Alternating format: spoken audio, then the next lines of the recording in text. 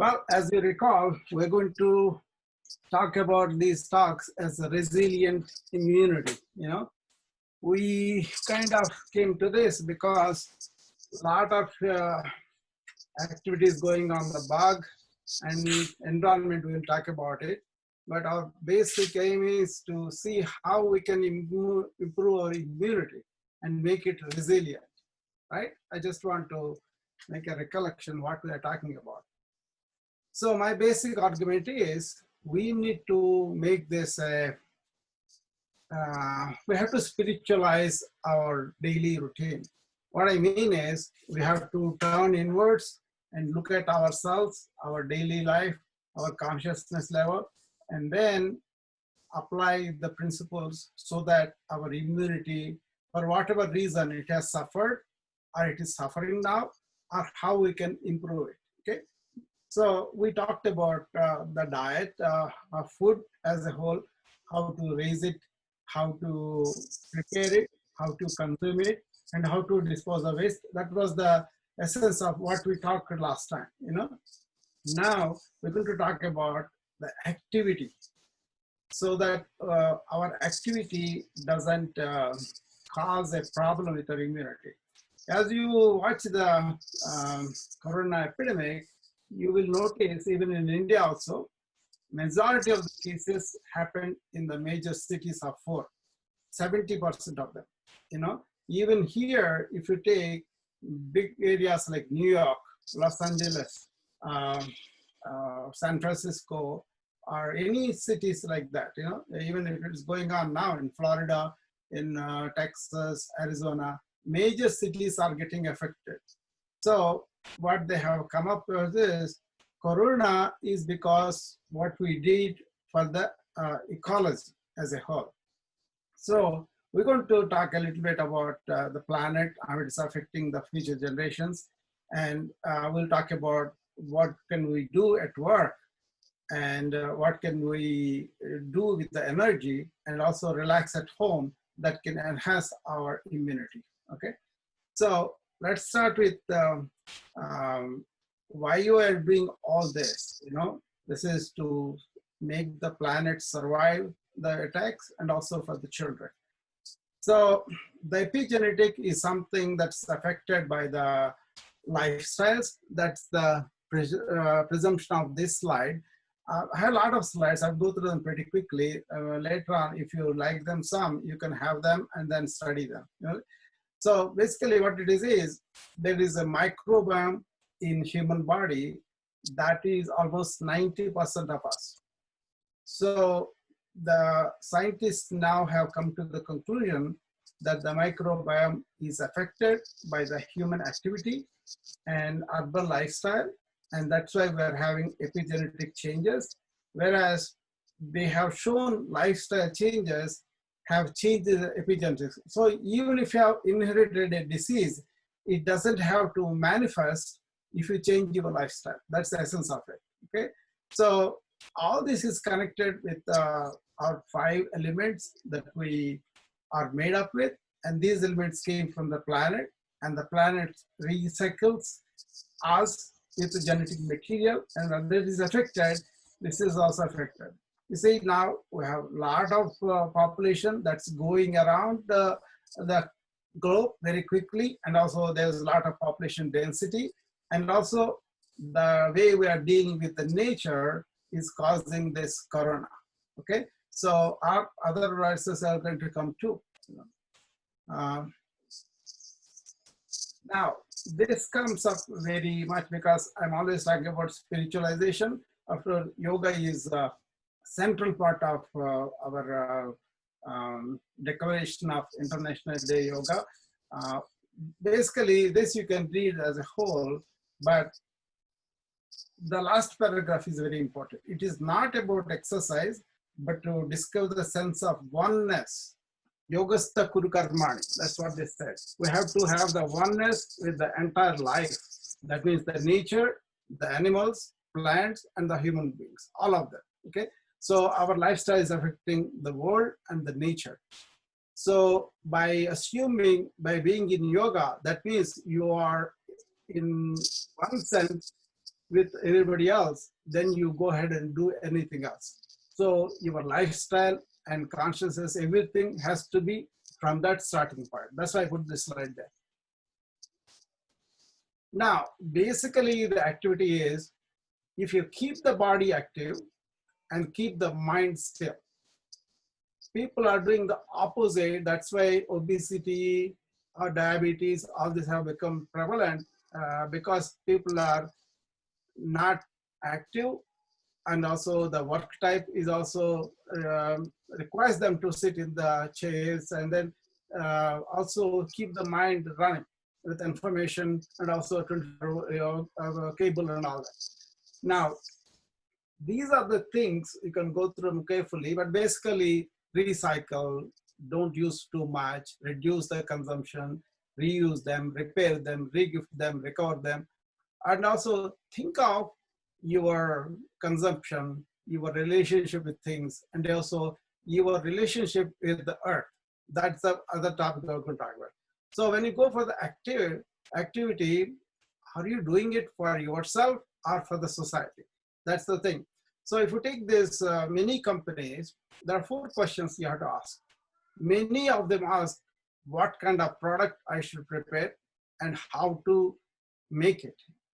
But they don't ask the fundamental 2 questions of why we are making this product, how it can help the ecology or our needs and all that, but also who is doing it, who is it is prepared for.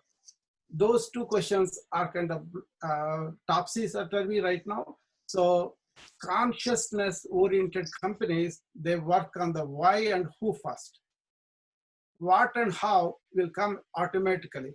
But right now, they prepare whatever it is and however it is, and then they don't care about why is that needed, or is that a product that is going to be ecologically friendly, like make it with plastic, make it with serious materials, and they dump them in the oceans and rivers and all that, okay? That kind of thing. That's why I put this question. This is very much going on among the conscious companies, you know. So we're going to talk about from the morning, right after you woke up from the bed, you know, you raise your eyes, and then from there all the way into the night when you're going to go to sleep. That is the activity we're going to comprehensively look at it, okay? And that should be energy improving, not depleting. And also it is combined with our core values, okay? And then the work itself should not produce stress. So those are the aspects we're going to look at. So we are going to awake, arise, and then my favorite is Surya Namaskars. There, you have to be aware of the muscle and also have the correct technique. Then even if you do 1 or 2 times, that's good enough. If you want to do as many times you want, that's fine too. Now, the day starts the night before. Why this is a big issue in informatic circles and information age, because people get up and then they immediately get into the routine of information. So what I was advising to people is, go to bed after you make a list of things that you want to do. And then keep the list aside, get them off your mind, and then sleep. And then when you get up, don't get into the list right away, because they're all waiting for you. You can get to them, you did not forget them because you wrote them down. Then spend a few minutes just to relating to the nature, just having the gap between the rush of a stream of thinking coming and you woke up. The longer you have the gap, the better it is. So what I do is, when I wake up in the morning, you can do some stretching, some opisthotonus stretches and all that in the bed, or sitting in the bed, or lying in the bed, you can do it. There are so many exercises that you can do, but I just mentioned you can choose as you want, you know. But I do, after the brief stretch and the breathing awareness, an elevated thought. So anything, anybody that you like I put Swami Vivekananda's thought. He said, arise, awake, and do not stop till the goal is reached. But he was talking about in a spiritual way. Arise means you have to arise from whatever ignorant pit you have dug into, then awake That means realize that you are a soul and then realize that. Till you realize, don't stop it. But something like that, you know. Now, you can do very simple exercise to begin with. You can have this leg stretch and then toes pointed. That really stimulates, you know. Or you can do sitting down, some exercise too. And then this is something I wrote it myself. It's called head to toe yoga in 5 minutes. So if you are interested, you can take a look at it. It kind of loosens all the joints. So it's more like for elderly people, frail people, or people who are not flexible. But somebody who is practicing yoga, they may not find this very challenging, but it is a start for a lot of people. You know, you can take a look at that. You know, these are the Surya Namaskars. And this one, you can see this is oriented towards spirituality.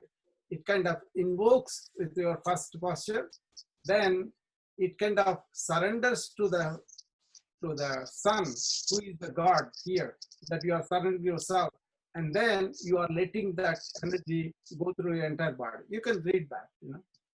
Or you can have treadmill. I do the treadmill too, other exercises also. Then there's another thing in yoga they recommend is you have to vigorously rub the body.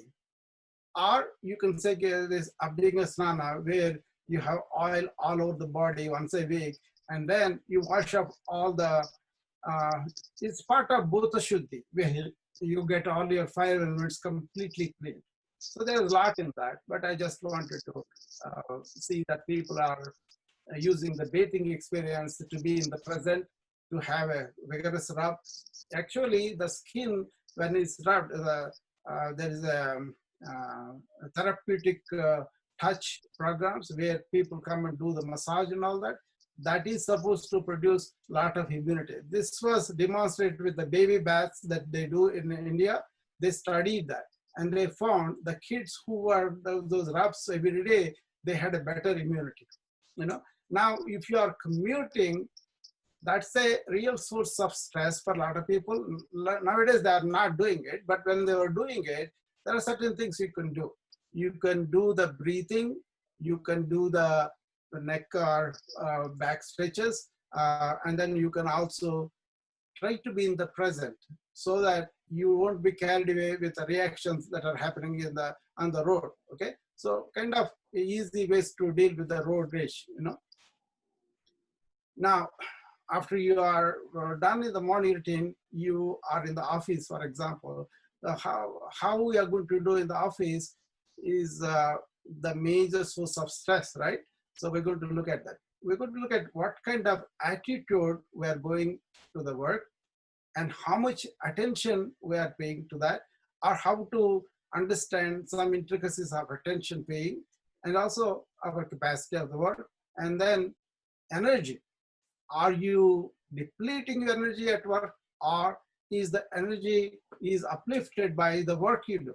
Okay, so I'm going to go into that. Okay, so now this is something Ramana Maharshi talked about. Is he says everything is God is making you do. So when you approach your problems, responsibility, all that, as though you are doing it, then you're going to take the suitcase and carry with you in the train. But if train is supposed to be like God, you know, once you are up there, you give all your weight and everything to the train and it will carry you. That's an attitude some people carry.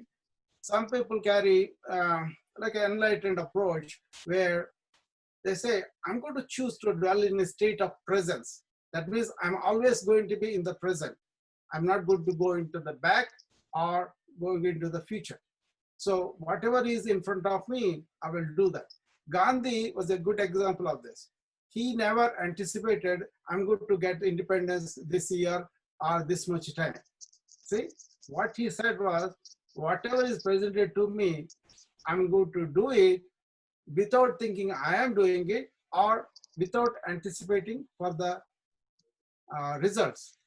That's why he's a truly karma yogi. So Eckhart Tolle is here saying you have to be in the presence. Most of them people are, they are in their thought, either in the past or in the future. You can check it for yourself, Now, we get the activity from the work or the exercise, or we can play, or we can make work or exercise as a play. And also we have projects that we can envision and then do that. But don't be goal oriented. Be oriented to the steps that are leading to the goal. When you are doing each step with complete attention, that itself feeds you. Okay. This other slide here says, people may not recognize your worth, but doesn't mean that gives the value of the work goes down. So people strive for this, and then when somebody says a small thing also, their energy goes down. So that's why I put that slide. Now, in India, for example, they observed this. Tremendous architecture, lot of shilpas and all that they made. They were never putting the name on the temples. So you don't know who exactly built this, that particular shilpi, who has carved those things. But here, everybody wants credit the moment they do a little bit. And that kind of culture led to this egotism. And then people want always appreciated, always this one. That's why, oh, we are supporting each other. But actually, they are feeding their ego each other. And that has a lot of problems. But this one, the tradition I found very significant in ancient India. They either did it completely out of love, or they gave it to the god. So there was a sculpture one time, he was doing the sculpture. They went to two of them. One guy said, oh, I'm breaking the rock so that we can build the wall. The other guy said, I am building a temple, and that's why I'm preparing this rock. So there was a completely different approach to that. Okay, I thought that was very relevant in this society because everybody is trying to improve their ego in so many ways. Now this guy, this the photograph in this is Maurice Friedman. He is very much admired by me because he was somebody who did enormous things like a Dalai Lama, like he got so many important people, and he wrote that spiritual classic, I Am That, describing Nisargadatta Maharaj. It was supposed to be a big hit in the Western world, and people like it. But he never allowed anybody to give credit for him. He was a technical advisor to a big movie. Even then, he said, don't put me on the titles. The lesson is, like Buddha said, the arrow from the world is the first one. That you cannot escape, like the corona. Then what happens is, the reaction we have is the second arrow. That is the one we can prevent, and prevent the suffering much more. Most of the time, it is how we react to the outward events that is causing the suffering. So in this case, even though the praise and all those things came to Maurice Friedman, he never allowed the ego to go up. He was egotistical to the least. He never had ego, first of all. And then he never, that is described in Bhagavad Gita, Katrutva. That means, I am the doer. Now, you are being used by God to do things. And also, I am doing it for this result. No. So Maurice Friedman is a big example for that. He was with Ramana, and he was with Nisargadatta Maharaj, and he was with a lot of people. Dalai Lama, he rescued him. He helped a lot talking to Nehru and all. So he is a character worth to remember. Now, when you are doing the work at the office, you can enhance the atmosphere just by showing random acts of kindness. That is something habitually, if you do it, then it will be so much better. Say, like they were saying, if you are helping so that you are not expecting something in return. Otherwise, it's less a business. We don't have to be business in the workplace. We can be cultivating this random acts of kindness, and then you have to pay attention to every action. These are the two things I kind of advise people to follow when they're working, And then the other thing is, if the society is sick enough, why do you want to adjust to it? So the consciousness companies are that they want to not to promote something like a smoking or alcohol, for example. They don't want to promote a sick society.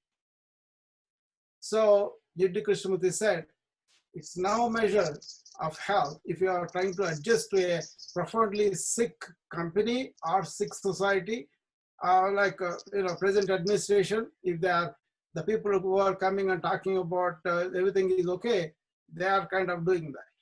And also, you will be played by all these corporations, government, media, military, if you are not conscious. So keeping this attitude in mind helps a lot, So you have to identify something bigger than me. In this case, look at the planet, the ecology disturbance, the immunity going down. They're all tied together. So if you want to help your immunity, you need to understand how the epigenetics are affected, how your immunity is affected by the behavior of everybody, and destroying the nature and the planet. So the more you move away from the natural things, the more you're going to decrease your immunity. That's the point I wanted to make. This is something Kennedy said, if you think what I can do for this institution or for this country, for this world, rather than what is being done to me, then you will be in a completely bigger area. And that's one of the stress reductions too. That's why I mentioned this. I usually tell this when I was teaching stress classes in the hospital. I used to tell them this. Now, most of the here, people promote you have to work with passion. That means they drive themselves. And this has resulted in sympathetic nervous system activation. And that is directly related to now people are dying with an acute inflammatory cascade.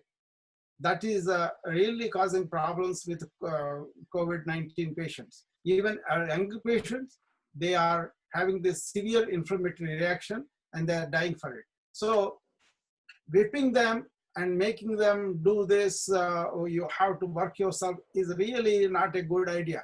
You can have passionate, but then your will should be for the common growth, common good of the society.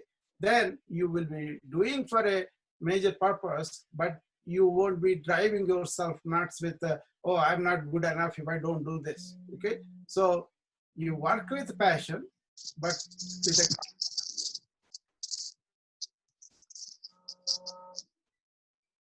okay, now,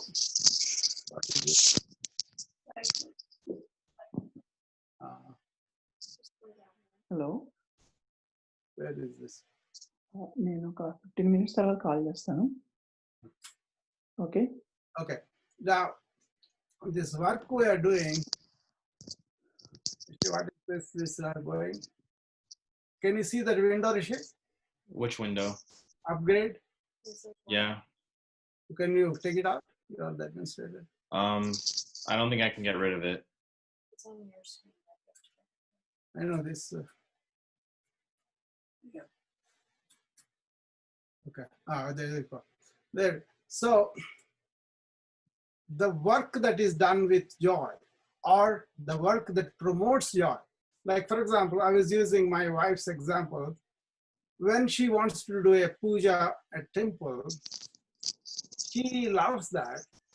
So she takes so much work before the puja, and then she goes to the temple and stays there for several hours, and then comes, then she has no tiredness because she loves the whole thing. If you can make work joyful, then it is. I remember Bhagavad Gita, he says about, you have to work when you like to work, love to work, but also when you don't want to work also, you have to work. That is Krishna's message. So, samatvam yoga uchyate. So, where you have to approach something with that kind of attitude. So, he always says you have to have the wisdom when you are coming to the work. Also, you have to have this samatvam. this balance, then you will discover a joy, because the completion of work gives you joy. A lot of people, they think unless it is giving me pleasure, unless it is giving me something. That's why we said you have to be incompatible with your core values. Suppose you are working for a company and that company is doing societal good. You are involved with that vision, and that producing itself is like a will for everybody. If you do it personal will, then it becomes egotistical. But if you identify what they are doing and then do it, that's completely different. Okay, we talked about this, of course, we talked about this too. And then now this is very much encouraged in corporate circles. A leader is not going to be just driving people, but rather approaching, I am here to serve the employees. So that is the essence of servant leader, So of course, offering to the Lord, some people do it, One old woman, she was serving meals to so many people, because in each person, she kind of sees the Gopala, that means the Krishna. So whoever comes to her, she doesn't ask who they are and all that, she will cook and then she will serve them. So she was enormously happy and joyful. She never knew what his tiredness was. This I put it here because in India, the Ganesh temple or the Ganesh festival is a big deal. I wish they pay attention to the shape of the Vinayaka, what it represents. See, big head means think big, small eyes means concentrate, or have a long-sightedness in your life. Trunk means it is flexible, at the same time powerful. Large ears means you listen.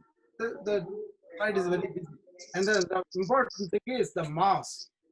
The mouse is like a sin or desire that we are, there's a philosophical meaning. I'll let you read that when you get the slides. So you want to be part of solution, and then you don't want to be used by the company for their nefarious goals. Then you become a cog in the wheel. So all this attention to where it is going, what we are doing is very important. Otherwise, you are not enhancing quality of your life. I'm not talking about the product. I'm talking about your energy, how you feel at the end of it. Suppose they use it for 10 years. At the end of the 10 years, you realize I participate something that is not really akin to my values. Then you feel really defeated in life, And then for all that, you have to have inner clarity. What is this life about? Who we are, what we are doing. Because people are not conscious, people are doing lifestyles that are detrimental to the nature, these kind of things are happening. Now, once you are in the work, once you put your mind in a clarified way, and you have to pay attention to that, okay? There is a lot of science in the attention, but what they talk about is, they are talking about you have to have noble goals, otherwise you cannot be attentive to that. Then you have to invest in the thought process, and then you have to have the will that is oriented to the general good. So this is another thing I put in there. The left side is differentiates between a boss and the leader. The leader, coaching, relies on goodwill, generates enthusiasm, always says we rather than I, and he develops and mentors and serves people. That's why I said servant leader. Okay, it's not like Abdul Kalam is a big example. He had a satellite failure one time, and the worker, the scientist who was responsible for the failure, she was very scared. But then he went to the mic and he said, "It's my responsibility. This has gone down." But when it was all successful, even though he had a major role in that, he introduced all the team and said, "These people made success." So the real leader, who is psychologically comfortable within himself, gives the credit to the team. And that's why he kind of raises them, serves them. Okay, Michael Jordan did that. A lot of leaders did that, And now this blue thing, what Ramana Maharshi said. He said, it's not about the amount of work is the problem for people, but when they start to do that, the work becomes really, really a problem because you have all these intruding thoughts. So all you have to make sure is that you are paying attention to the task on hand. That is itself meditation. And then it kind of improves your attention as you go along. At the same time, your work quality improves. That feeds you into you, and then you feel much better after that. So there's a lot in the slide, you know. So the 24-hour yoga means that you are in yoga first. That means you are striving to be in oneness with anything that's going around you. And then you pay attention to every action. You try to see playful. That means you take it easy. How you take it easy is you have this nitya anitya. That means everything is permanent or everything is impermanent. And then if you watch the life very well, a lot of things are impermanent. The things you think are permanent and strive for it may not be there. If that comes in there, then people are going to be not grasping, not clinging to things. That's a deeper philosophy thing. But these things will help in the work energy, because if you want something and doesn't get done, then you get so annoyed or frustrated, you drain your energy. And that is really a problem now in the America, because a lot of these young people who are getting it, they don't have this reserve of not immunity, but more like a resistant power, and they are as badly having this acute inflammatory cascade as older people. That's the reality. Even yesterday also it came out. Okay, why so many young people are getting destroyed? So how do you renew energy is more like, are you in the flow? Are you having fulfillment with every action? Are you having a win-win formula? Are you not having a mercantile view? That kind of thing, you know? So monk-like work style is really because they don't have something like a benefit out of that. So they work very hard, but they never get tired, because I have seen this is Brahma Kumaris, I have Swami Sarvananda, they explained all of them. When they work enormous work, even then they don't get tired because they don't have this automatic thinking going on, or they don't have this pressure that they have to achieve, or they don't have this talking that they have to get something out of it. Work itself is worship for them. Work itself is a reward, and that's why they get so happy. Okay. So now, nowadays it's all online work. So in online work, you get to do it by yourself most of the time, and you have to motivate yourself, and you have to do by the test, and you have to execute time. So that is breeding a lot of stress. Also, they don't have this social interaction. So they have new mantra is happiness is the new richness, inner peace is the new success, and health is the new wealth, and kindness is the new cool, you know. So what I was always contemplating was, even if you go into the office work at home, if you wash your mind first and then enter into the world of work at home, that will be much better for the multitask atmosphere.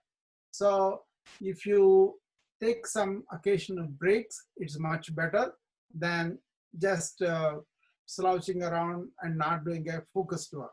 So you can ask yourself once in a while, am I in the present or not? Then you'll be brought to the present and your focus will be much better, okay? And also deep breathing definitely helps to get you to the present. So I use my Apple Watch sometimes, that I take deep breaths for 1 minute, and then that gives the diagram also. People can use even without that, you know? And this is a technique that you use to get most out of the tasks. If you are gratifying yourself first, taking a tea break or coffee break, then you are not going to be focusing on the work. But if you delay that gratification and get to some power done and then some work done, then you, at the end of that, you reward yourself with the gratified something, some activity. That is delayed gratification. That helps a lot to really focus the work in the morning. And of course, office yoga is something that's available. You can take it and do it very easily in your chair, especially people who are working sitting down. The tension that you have in the neck and the back can be addressed, okay? So, and then the stress that comes because of the so much information, so many meetings, so much discussion, talk, that has to go by simple meditation that can be done very, very easily in the morning, and that can be carried into the office. And then every hour for 1 minute, you can take a break. And that will be adding at the end of the day, and you will come out of the day, even though you have accomplished a lot physically and mentally, you will come out without stress. That's the point, Now, if you are toxic people at work, they will drain you. And then if you have unnecessary things, unimportant tasks, so there is a chart from 7 Habits of Most Effective People of Stephen Covey.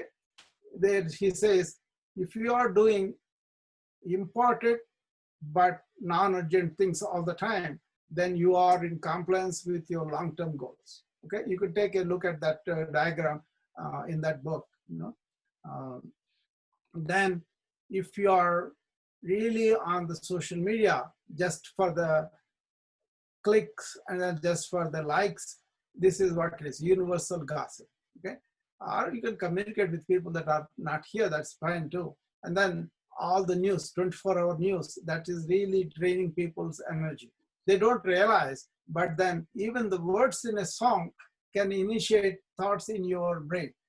So it's recommended you listen to classical, musical, instrumental music, not even with lyrics, okay? And also focus on your big goals, long-term goals.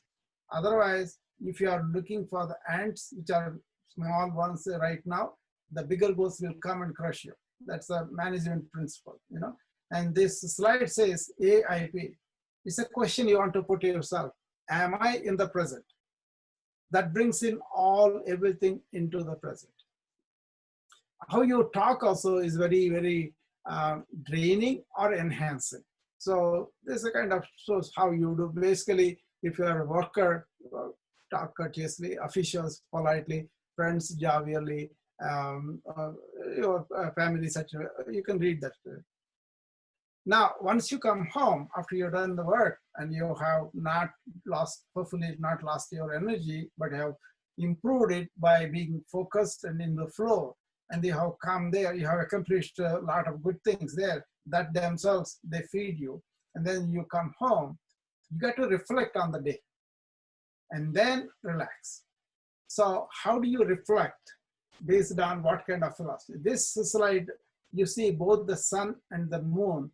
This is a very, very rare shot, but it represents Indian Vedanta philosophy in a major way.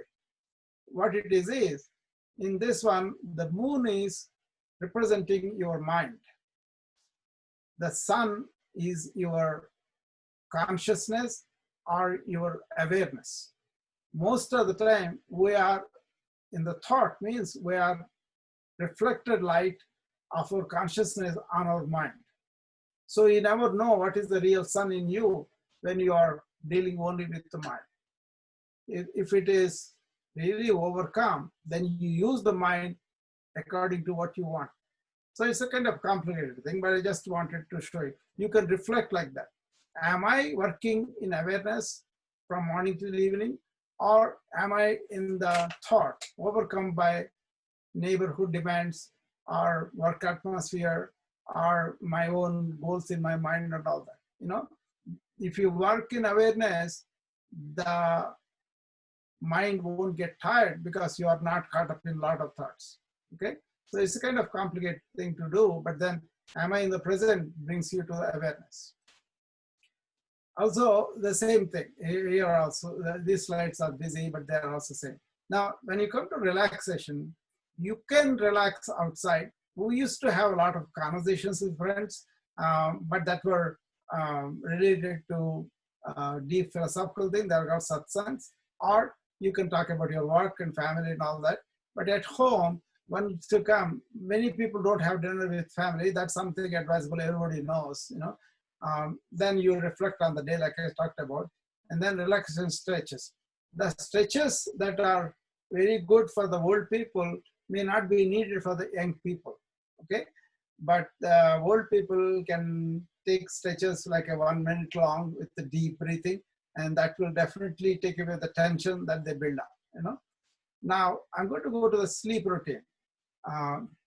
Usually people sleep, but it's not really restoring them, you know. But if you prepare for the sleep and do the sleep in a certain way and get out of the sleep in a certain way, you can have a restoring energy and you need less sleep, less hours, okay?